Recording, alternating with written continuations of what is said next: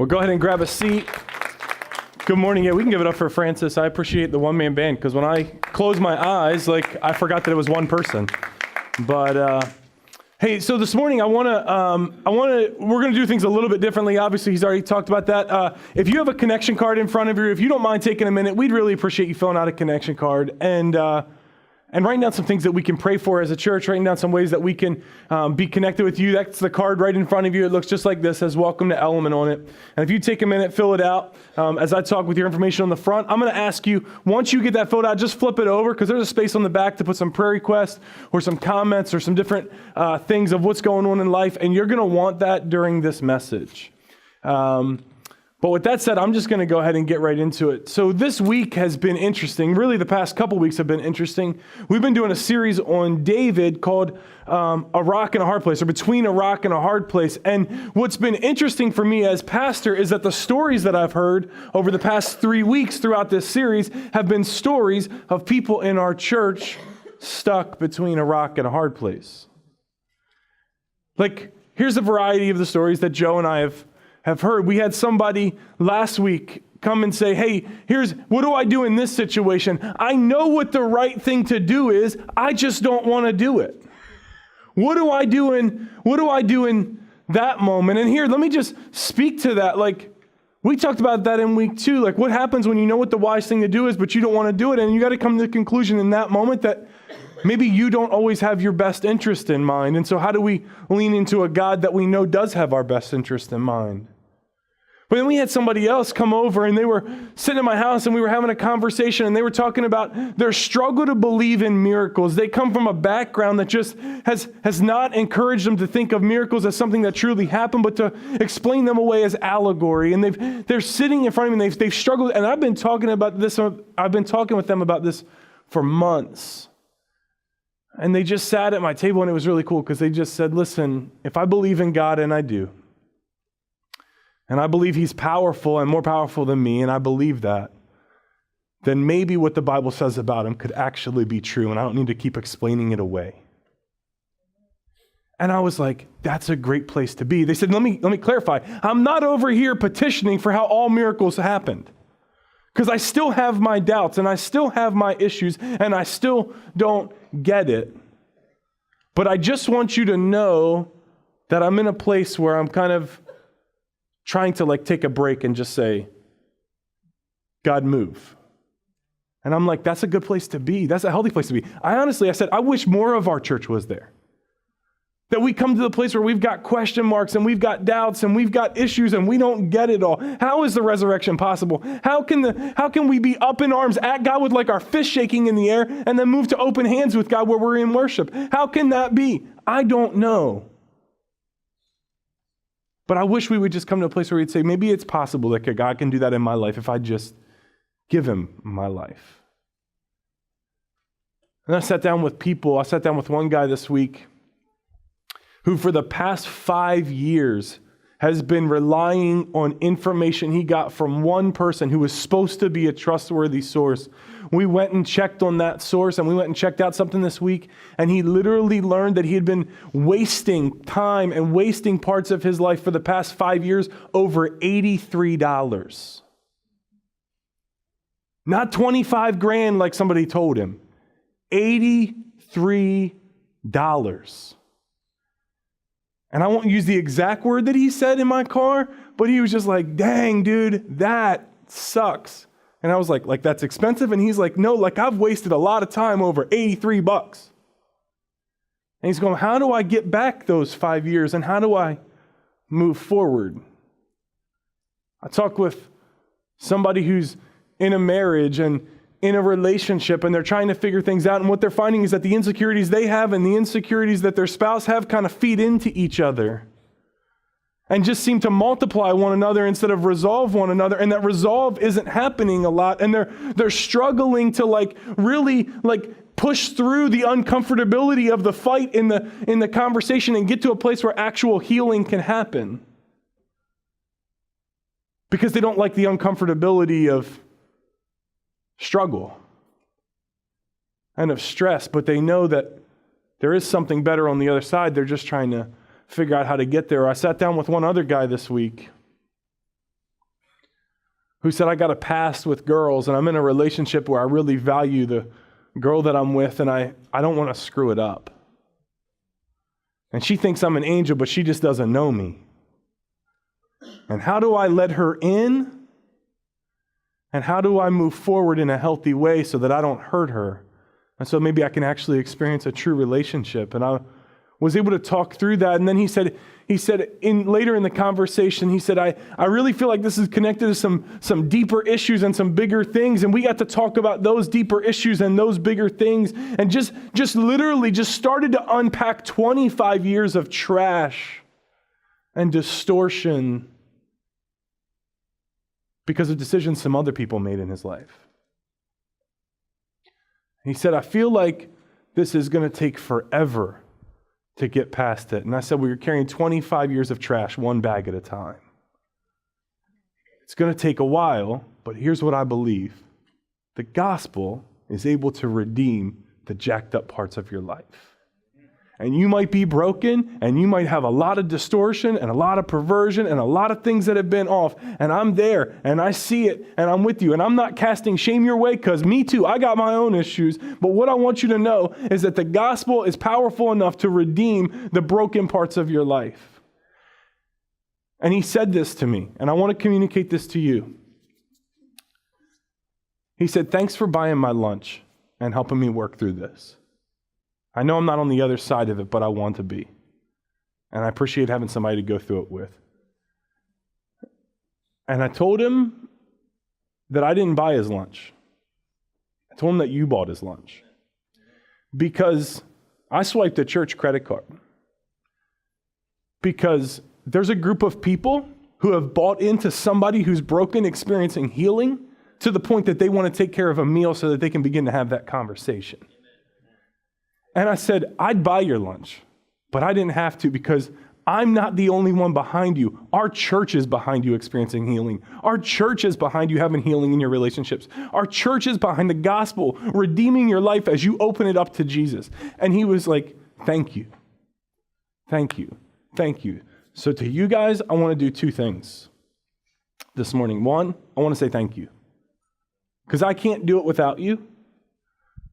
Whether it's just simply the fact that I get to devote 40, 50, 60 hours a week to this because I don't have to do something else because of the generosity of you all, or it's because I get to take somebody out to a meal or buy them a coffee and be able to have a conversation with them. I am so thankful, but I want you to know that I let people know regularly that you're in their corner, not just me. That it's a community of people. Not one pastor. And then the second thing I want to do is this week, I just want you to have room to breathe. If you find yourself between a rock and a hard place, we're not continuing the story of David this week. We're still going to be talking about David, but we're not continuing the timeline of what he's going through. For the past 3 weeks, we've been on David and we've been following him. God anoints him. He says, this man is a man after my own heart. And he anoints David through the prophet Samuel. And then David goes off and kills Goliath. And then David goes and starts serving the king. And then the king throws a spear at him. And David says, I'm still going to serve you. And the king throws another spear at him and begins to hunt him down. And David's wife, the king's daughter, says, listen, you need to get out of town to save your life. And David finds himself on the run, and he's on the run in a cave, and Saul makes his way into this cave to use the bathroom, and Joe taught on this last week. And David has the opportunity right there. It's like God handed him over to David, and David walks up and he just simply cuts a corner off his robe to prove to Saul that I'm going to honor you still. I'm not hunting you, but I don't understand why you're hunting me. We're not enemies, Saul. We can work this out. And we look at that with David, and I think we look at that with the wrong eyes a lot of times, because it's like we put David up on this pedestal and we make him a saint that he just wasn't, and we go, see, if I could just be like David, if I could just do the right thing over and over and over again, then everything would seem to work out. The problem is what we miss is that nothing seems to be working out for David. And we have no idea how David actually feels about it. And so if you're like me and you kind of grew up around church and you had the flannel graph, we just project good thoughts on David. David's probably praying, oh, Goddess divine, Thouest are the greatest and wisest and most powerful, and you have the ability to redeem my situation, and I'm just going to trust you in the meantime. And that's so far from the truth. Now, fortunately for us, David was a poet. And so he tapped into his emotions and he got real and he wrote it down, and God has preserved it through centuries so that we could see how a man after his own heart comes to him when he's frustrated. I just want to show it to you this morning because I think it's going to be a blessing, and I think it's going to be a chance to just breathe in a little bit different way. That maybe if you walked in with some burdens, maybe you don't walk out totally without them, but maybe you walk out with your load being a little bit lighter. So Acts 13:22 says, God testified concerning him, I have found David, son of Jesse, a man after my own heart. He will do everything I want him to do. And we read that, and great for David. I hope that's said about me. I hope that can be said about you, that we would be men and women after the heart of God. But don't put him up on a pedestal yet. Here's what I want you to know this morning. At Element and with God, it's okay to not be okay. So if you walked in this morning feeling pretty jacked up, welcome. Me too.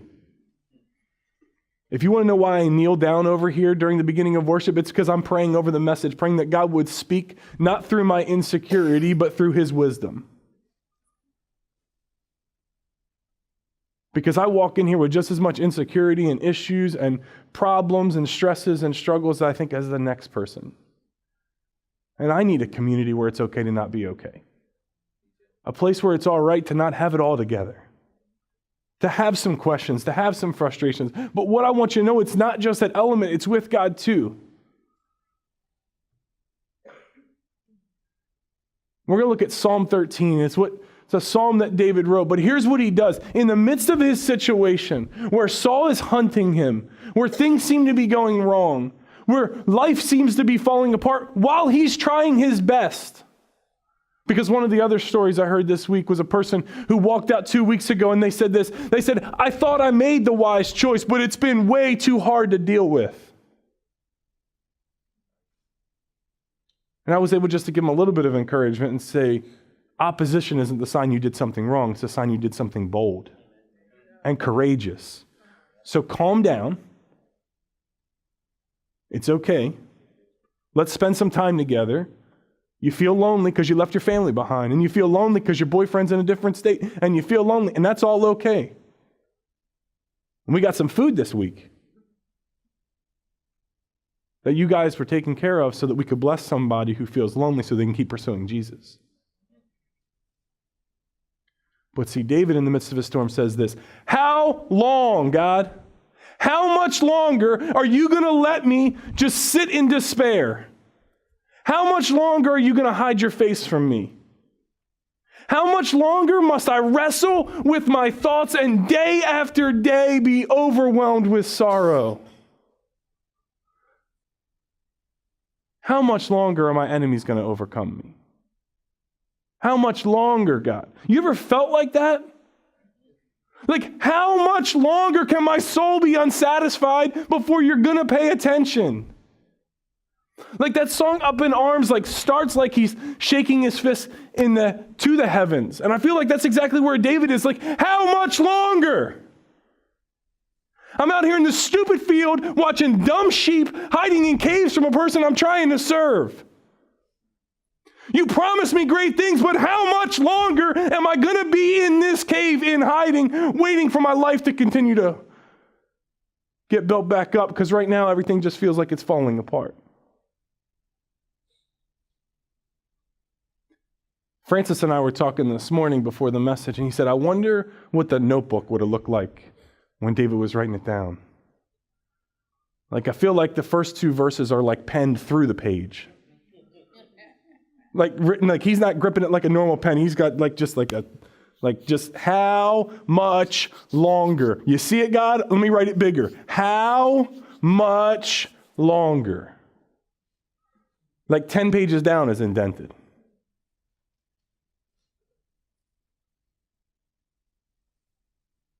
Look on me and answer me. Lord, you're my God, but give light to my eyes or I'm going to sleep in death. And my enemy's going to say, I've overcome him. And my foes are going to rejoice when I fall. God, they're going to be dancing on my grave if you don't do something. God, if you don't intervene, if you don't interact, if you don't start listening in some way to your servant who's trying to humbly, wisely follow after what you've called me to do. Remember, I'm the one after your heart. If you don't turn your eyes to me, my enemies are going to dance on my grave and rejoice.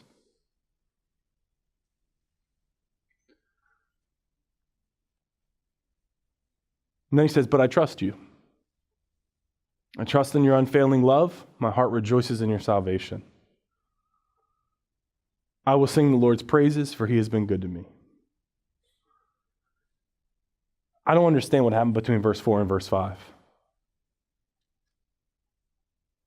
There's no shift that we get exposed to. I don't even think something changed in David's situation. Out of the 90-something Psalms that David wrote, nearly 40 of them were lament Psalms. Here's an example of one of them. Literally where David just cries out in pain and in frustration with questions and fears and anger through tears. Here's my problem. When I read that, I'm like, that's nice for David, but I don't pray like that. I feel kind of foolish going to God with like my fist in the air.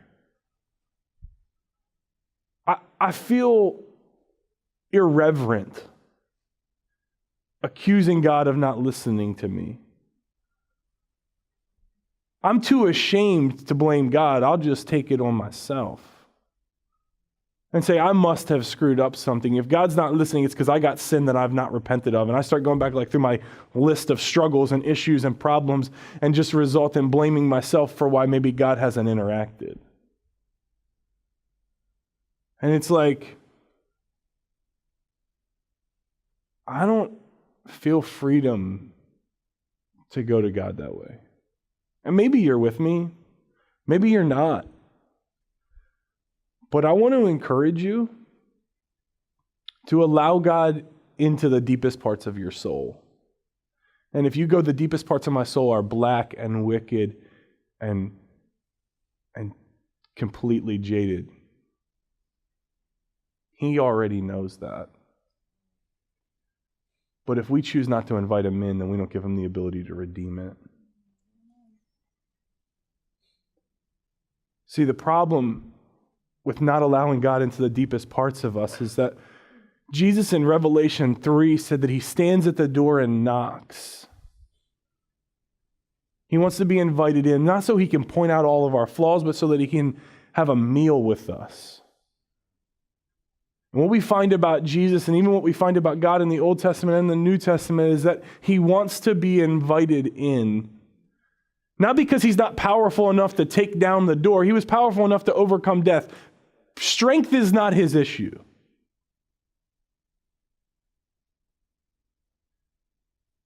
But we serve a God that doesn't force himself upon us. We serve a God that invites us to something greater.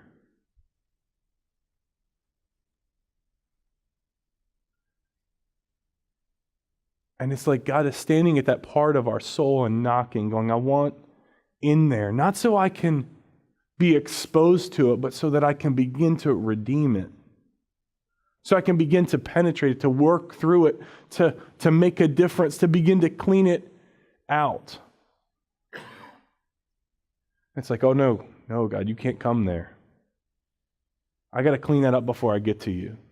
See, it's almost like we approach life like this. Like I got a mountain ahead of me and I don't know how to climb over it. And so I just pray that God will give me some strength to get over my mountain, and that's as much as I'm going to expose to him. And when I get on the other side of the mountain, then I'll bring God into what that valley actually looked like. But what I want to challenge you with this morning, what I want to encourage you with this morning, what I want to pour my heart out as your pastor for you this morning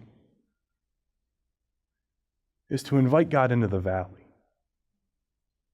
Bring him into the depth. David in Psalm 23 says, I walk through the valley of the shadow of death. What I love about that passage is when I've read it, and I've read it in some other translations, one of the translations, New Living Translation, says, as I walk through the valley of the shadow of the darkest depths, you are with me. See, my problem with my pain is that I try and do it alone all the time. The problem with my struggle and my stress and my issues, when I find myself between a rock and a hard place, is that I want to walk out of it alone because I don't want anybody else to see it. But David models something for us. And God preserves this word so that we can hear it because he wants us to understand that it's okay. When we find ourselves in a tough situation, he wants us to express our frustrations. So I want to give you 3 real practical things that I think I get from Psalm 13. I think we can all learn from Psalm 13 and what to do when we find ourselves between a rock and a hard place. Step 1, express your frustrations. Whatever they are, however you express them. Cry out, yell, scream, cuss, work through your stuff. But put it all on the table. Don't leave it under the surface. Don't have that shadow that just follows you around. Bring everything into the light. One of my favorite stories of somebody praying in our church, they were so frustrated with where the relationships were going that they literally sat in their car and punched their steering wheel until their knuckles bled.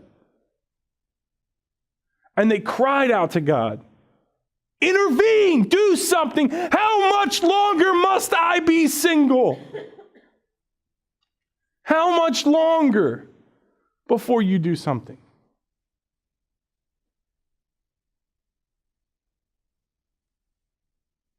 Express your frustrations. There is no shame in that. And what we don't see from God is the striking down of David. Lightning bolts didn't fall from the sky because God was so appalled by David's frustration and questions.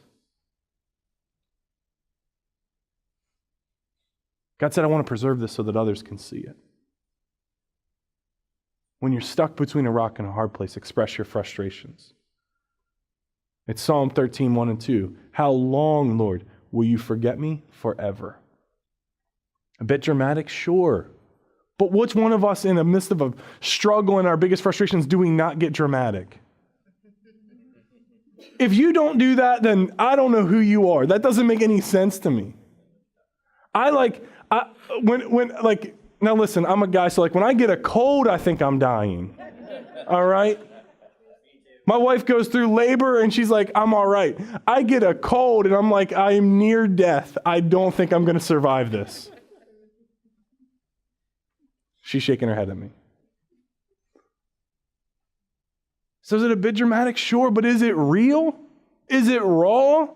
Yes. Does it expose the depths of his soul to the God of the universe? Absolutely. How much longer? Are you going to forget me forever? How long are you going to hide your face from me? How long must I wrestle with my thoughts and day after day have sorrow in my heart? How long will my enemy triumph over me? Express your frustrations. And when you've expressed them, make your requests. Don't just stop there. Don't just use God as the sounding board that you vented at. Understand that he's the God of the universe and the redeemer of your life and able to overcome your situation. So don't just take him a problem, give him a request. Look on me and answer. Yahweh, Lord my God. Look on me and answer. Give light to my eyes, or I'm going to sleep in death and my enemy will say I've overcome him. and my foes will rejoice in my fall. God, turn your ear towards me, but interact in my situation. Intervene, move, make a difference. Help me to see things I can't see right now. Because this valley is dark.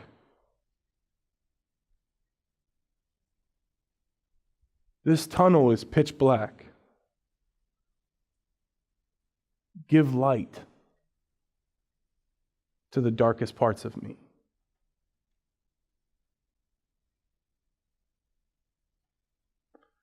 And when you've expressed your frustration and you've made your request, trust God's plan.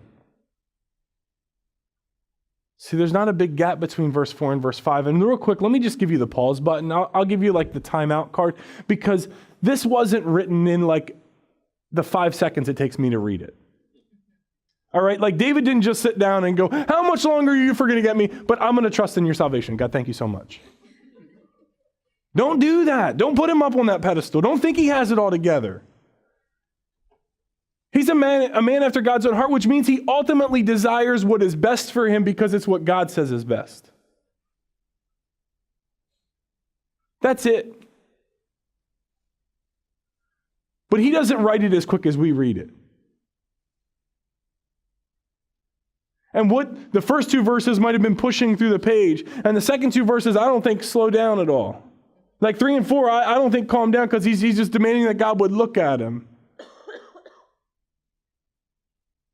But I imagine getting to the end of verse 4 and just slamming that pen down and walking away. Going, what do I do now? But because he's allowed God into the deepest places, because he's made his request known, the only resolve he has is to trust in God's plans. And he says, I trust in your unfailing love. My heart rejoices in your salvation. I'm going to sing your praises because you've been good to me. Right now, I don't see it, God. Right now, I got issues. Right now, I got problems. Right now, my enemy is triumphing over me. And right now, I feel like I'm going to die. And right now, I'm going through the deepest valley I've ever been in. But what I know is the valleys I've been through before, you brought me out of them. And I'm just going to trust that you can do it again. Or I wouldn't be talking to you because it wouldn't make any difference. If you weren't able, then this is just a waste of time. I might as well just sit here and look at the clouds. But he goes, God, I'm trusting you because you've been good to me in my past. See, David understood that based on his past circumstances, God was going to come through. And even if God didn't, God was still good. I trust in your unfailing love. I don't know if you could say this morning.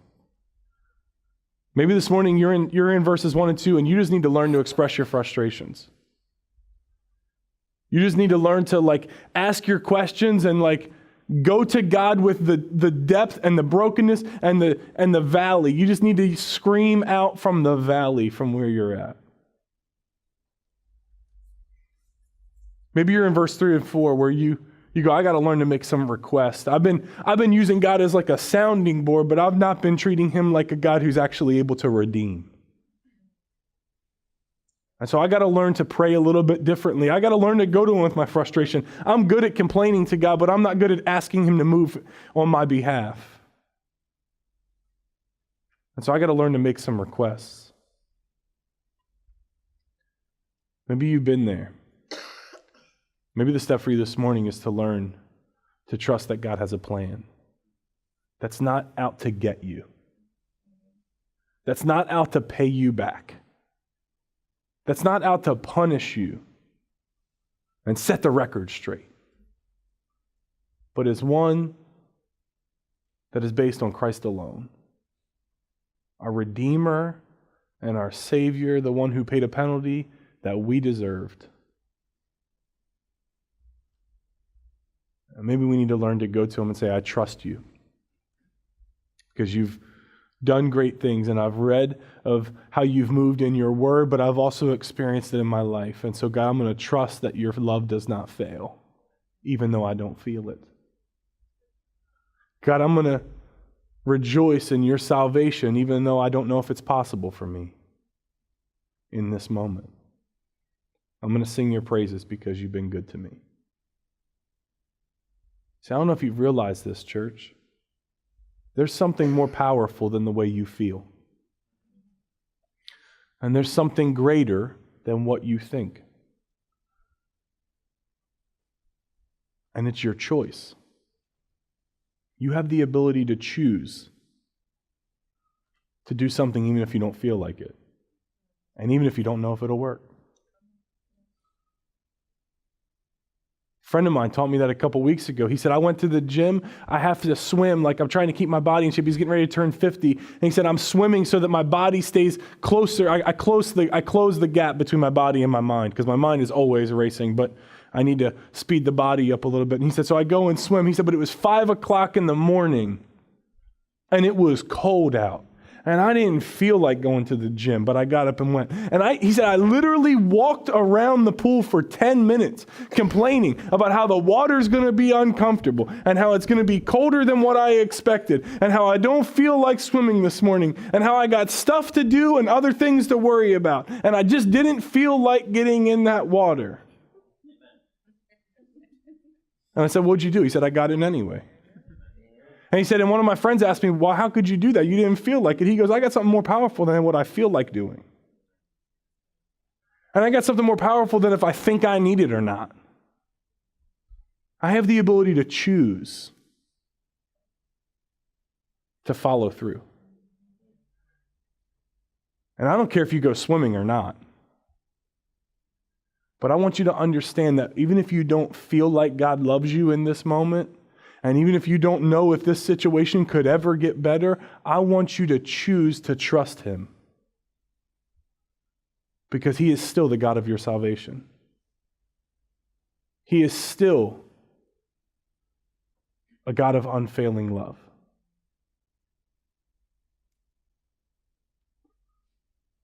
Express your frustrations. Make your requests. And trust in God's plan.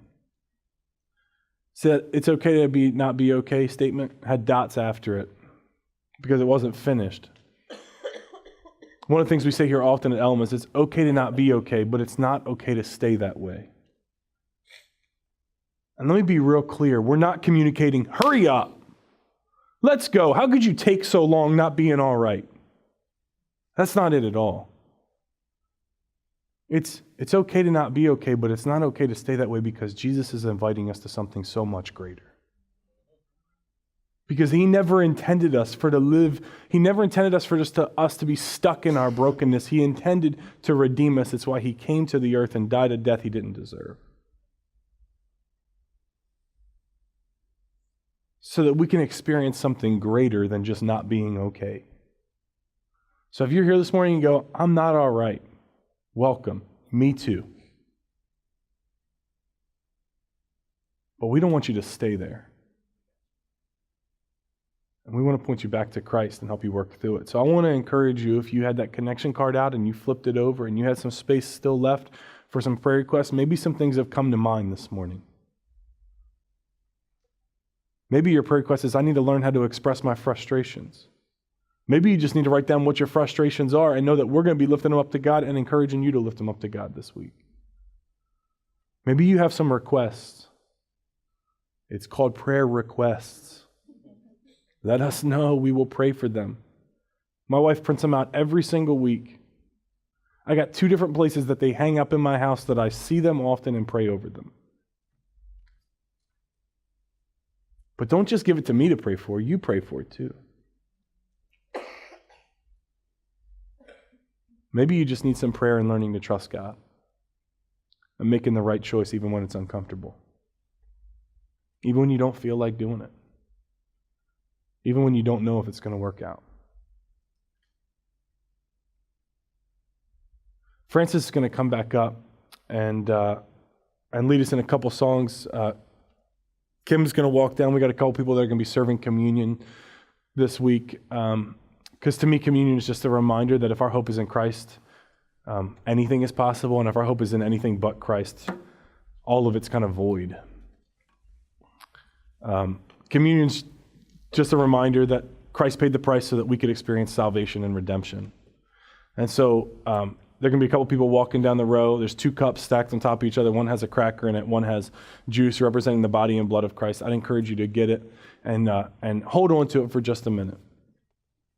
Because Francis is about to do 2 songs. The first one is really a song that I want to challenge you to allow it to be your prayer. It's called Inside Out. It's an invitation to God to begin redeeming us from the inside. Not that just our outward experiences would change or that our outward appearance would be different, but that He would actually be redeeming our souls at the depth where we're hurting and broken. And so sometime during this song, I want you just to listen to the lyrics. I want to allow you to let it be your prayer, and I want you to take communion, trusting in Jesus. And then when that song's over, he's got another song called In Christ Alone. It's a old hymn. We did it back at Easter, but it's a much, much older hymn, but it's just a reminder of where our hope truly lies.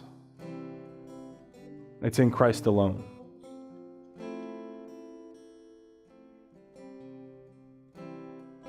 Guys, I love you. And I care about you. And I'm hurting with you. Not because I'm going through something too, but because I know what it's like to hurt.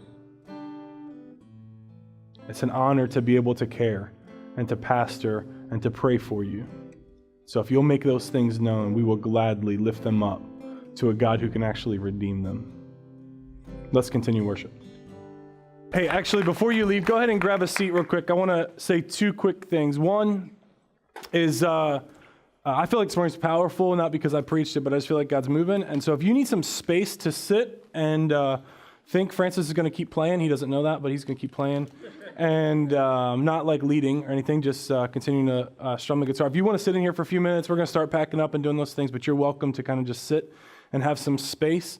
And then the other thing I wanted to just let you know about is that in 2 weeks, on a Sunday morning at 9 o'clock in the morning, so it's an hour early, we're going to be having a meeting for people who view themselves as part of the team here at Element. So if that's you and you want to be a part of it, we want to let you know some things going on in our church, how you can be a part of it, and where we're looking moving forward. And we just want to invite you to that discussion.